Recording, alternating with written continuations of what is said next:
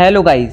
तो last episode में हमने देखा था पिल सिटी में अभी के लिए बहुत सारे एल्केमिस्टों की भीड़ जम चुकी थी, क्योंकि पिल गैदरिंग को शुरू होने में अब बस एक दिन बचा था। पिल टावर के लीडर्स अभी के लिए अपनी रिस्पॉन्सिबिलिटी को काफ़ी अच्छी तरह से पूरा कर रहे थे, पर इन सभी से दूर एक कमरे में एक लड़का बैठा हुआ था जिसके शरीर से बहुत ही पावरफुल एनर्जी निकल रही थी। ये लड़का ना जाने कितने दिनों से ट्रेनिंग में बैठा हुआ था और आज फाइनली वो ट्रेनिंग से अपनी आंखें खोल लेता है। उसकी आंखें खोलते ही उसके शरीर से एक पावरफुल एनर्जी निकलती है जो पूरे कमरे में फैल जाती है। अब आगे ये लड़का कोई और नहीं जियान था, जो न जाने पिछले कितने दिनों से ट्रेनिंग कर रहा था।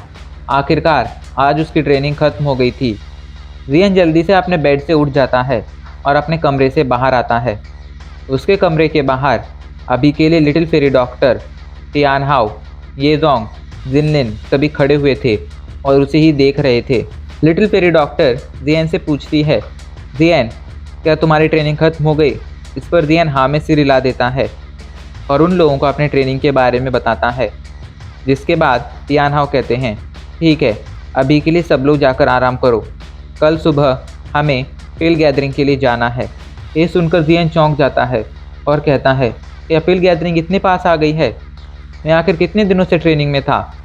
इस पर टियान हाओ उसे बताते हुए कहते हैं, लगभग 15 दिनों से तुम ट्रेनिंग कर रहे थे जियान, और हाँ, पिल गैदरिंग कल ही है, इसलिए तुम्हें उसके लिए तैयार हो जाना चाहिए।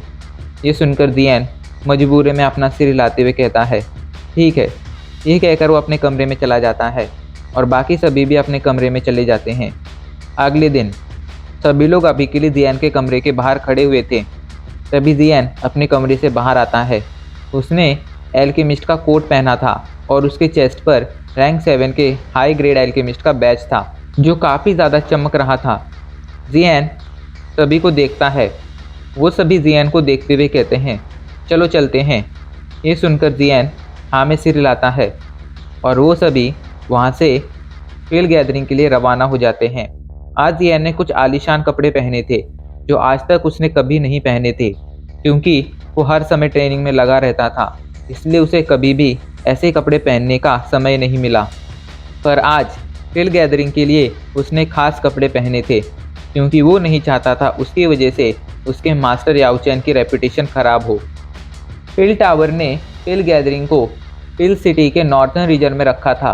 वहाँ पर अभी के लिए बहुत सारे एल्केमिस्ट इकट्ठा हो गए थे। वो सभी कोई नॉर्मल एल्केमिस्ट नहीं थे, सभी लोग रैंक 7 या रैंक 6 के एल्केमिस्ट थे, कुछ रैंक 8 के एल्केमिस्ट भी थे। ऐसे में ये समझा जा सकता था कि ये कंपटीशन कितना ज़्यादा खतरनाक होने वाला है। सभी लोग बेसब्री से पिल गैदरिंग शुरू होने का इंतज़ार कर रहे थे। जियान लिटिल फेरी डॉक्टर, टियान हाओ, येजोंग और जिनलिन के साथ वहाँ पर पहुँच जाता है। यहाँ पर मौजूद भीड़ को देखकर वो भी अभी के लिए काफ़ी ज़्यादा चौंक गया था।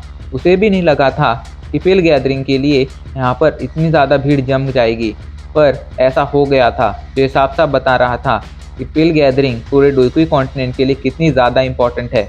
येजोंग लिटिल फेरी डॉक्टर, टियान हाओ और जिनलिन के साथ जियान उस जगह पर पहुंच जाता है।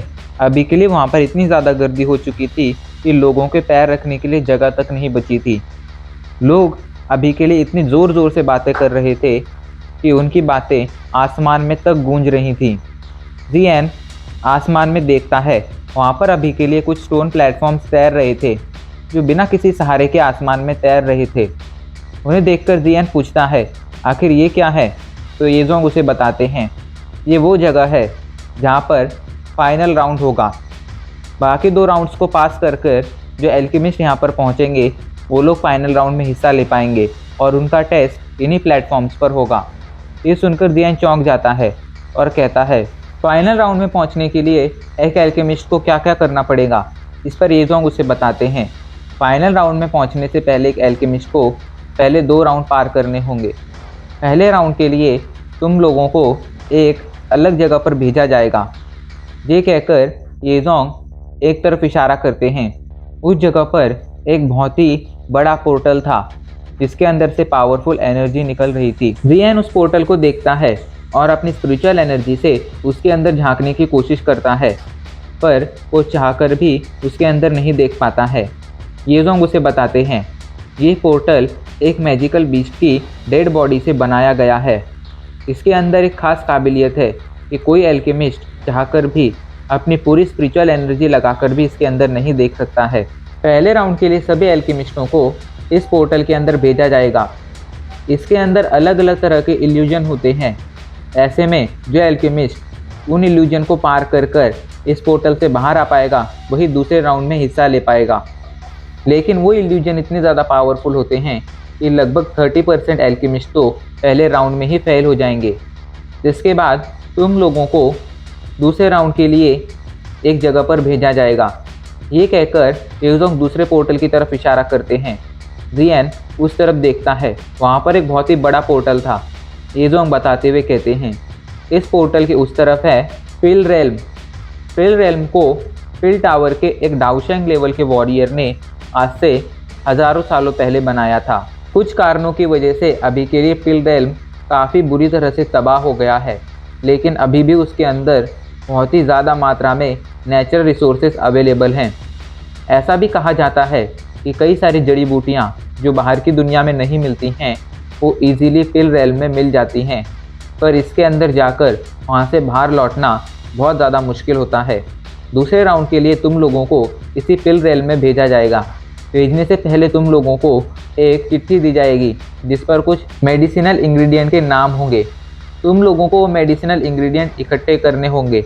उन सभी मेडिसिनल इंग्रेडिएंट को इकट्ठा कर तुम्हें पिल रेल्म के एंड पॉइंट पर पहुंचना होगा। वहां पर तुम्हें पिल टावर का एक एल्केमिस्ट मिलेगा। तुम सभी को अपने मेडिसिनल इंग्रेडिएंट उसके पास जमा करने होंगे। अगर तुम लोगों ने चिट्ठी में दिए हुए सारे मेडिसिनल इंग्रेडिएंट इकट्ठा कर लिए होंगे तो तुम लोगों को वो एल्केमिस्ट एक स्पाइटल स्टोन देगा, जिसे लेकर तुम लोग एंड पॉइंट से बाहर आ पाओगे और पिल रेल्म से बाहर आ जाओगे। जो भी लोग पिल रेल्म से बाहर आएंगे वो लोग ही तीसरे राउंड में हिस्सा ले पाएंगे। तीसरा राउंड यानी फाइनल राउंड। इस राउंड में तुम लोगों को पिल रिफाइनिंग करनी होगी। जो भी सबसे ज़्यादा हाई ग्रेड की पिल रिफाइन करेगा वो तीसरा राउंड जीत जाएगा और वो इस साल की पिल गैदरिंग का विजेता होगा। लेकिन सबसे बड़ी बात यह है कि बहुत से एल्केमिस्ट दूसरे राउंड को पार ही नहीं कर पाते हैं। दूसरे राउंड में हिस्सा लेने वाले लगभग 97% एल्केमिस्ट फेल हो जाते हैं और सिर्फ बचे हुए 3% एल्केमिस्ट ही तीसरे राउंड यानी फाइनल राउंड में पहुंच पाते हैं। ऐसे में जियन तुम समझ सकते हो कि दूसरा राउंड कितना ज़्यादा मुश्किल होता होगा। ये सुनकर जियन भी अपना सिर हिलाने लगता है। अचानक से येजोंग के चेहरे पर एक मुस्कुराहट आ जाती है और वो जियन को देखते हुए कहते हैं, जियन भले ही दूसरा राउंड काफ़ी ज़्यादा मुश्किल होता है, लेकिन दूसरे राउंड में पिल रेल्म के अंदर जो भी होता है उस पर पिल टावर का कोई कंट्रोल नहीं होता है। अगर ऐसे में दूसरे राउंड के अंदर कोई मारा भी जाता है तो पिल टावर इस पर कोई एक्शन नहीं लेता है। जब तुम दूसरे राउंड के लिए पिल रेल्म में जाओगे तब तुम्हारे पास चैन जियान को मारने का पूरा मौका होगा और अगर उस दौरान तुम उसे मार दोगे तो इस पर पिल टावर भी कुछ नहीं कहेगा। तो मैं तुम्हें यही सलाह देता हूँ कि जैसे ही तुम्हें कोई मौका मिले पिल रेल्म के अंदर तुम चैन जियान को ठिकाने लगा देना। ये सुनकर जियान अपना सिर हिला देता है। वो चैन जियान को छोड़ने वाला नहीं था। चैन जियान ने उसे मुसीबत में डालने की हर कोशिश की थी, हर मुमकिन कोशिश की थी।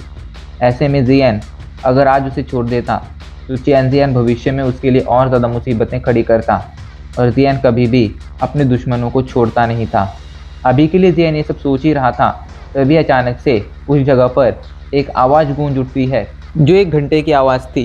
कुछ देर तक उस जगह पर वो आवाज़ गूंजती रहती है, जिसके बाद अचानक से हवा में उड़ते हुए 10 लोग वहाँ पर आ जाते हैं। वो लोग अभी के लिए हवा में खड़े हुए थे और नीचे मौजूद सभी लोगों को देख रहे थे। जियन एल्डर कॉन्गजी को देखता है जो अभी के लिए वहाँ पर खड़े हुए थे। लीडर कॉन्गजी के एक तरफ एक दूसरा आदमी खड़ा हुआ था जो काफ़ी ज़्यादा यंग लग रहा था और उसके शरीर से भी बहुत ही पावरफुल एनर्जी निकल रही थी, और दूसरी तरफ एक औरत खड़ी हुई थी जो काफ़ी ज़्यादा यंग लग रही थी पर उसकी पावर भी काफ़ी ज़्यादा खतरनाक थी।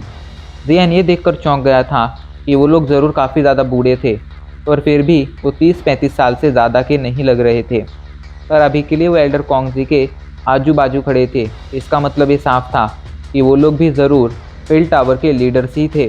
लीडर कॉन्गजी सभी को देखते हैं और फिर मुस्कुराते हुए कहते हैं, आप सभी का पिल गैदरिंग में स्वागत है। हर साल की तरह इस साल भी पिल गैदरिंग में 3 राउंड होंगे। जो भी 2 राउंड्स को पार कर कर तीसरे राउंड में पहुंचेगा और सबसे हाई रैंक की पिल बनाएगा, वो पिल गैदरिंग का विजेता होगा।